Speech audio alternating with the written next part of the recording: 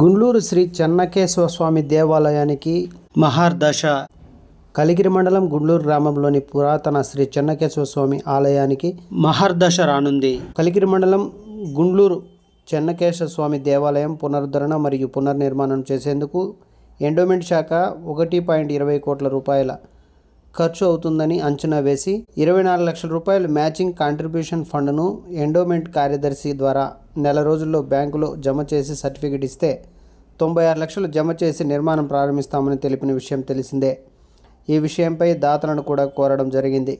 ఇదిలా ఉండగా ఆలయం పునరుద్ధరణ కార్యక్రమాన్ని కలికిరి మండలం అద్దవారపల్లి గ్రామానికి చెందిన గుర్రం వేణుగోపాల్ రెడ్డి ₹1 కోటికి పైగా వెచ్చించి శిథిలావస్థలో ఉన్న ఆలయ గోపురాలు, ప్రహరీ, కళ్యాణ మండపం తదితర పనులను చేపట్టి ఒక కొలిక్కి తెచ్చారు.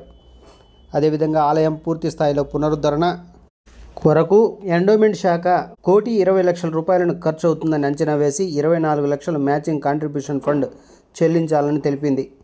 ఈ 24 లక్షలు మ్యాచింగ్ ఫండ్ నగదును ఆలయ నిర్మాణం కొరకు సూచించిన మహాల్ గ్రామంలోని సప్తగిరి గ్రామీణ బ్యాంక్ అకౌంటుకు జమ చేయడం జరిగిందని, త్వరలోనే ఎండోమెంట్ శాఖ పనులు చేపట్టనున్నట్లు గుర్రం వేణుగోపాల్ రెడ్డి తెలిపారు.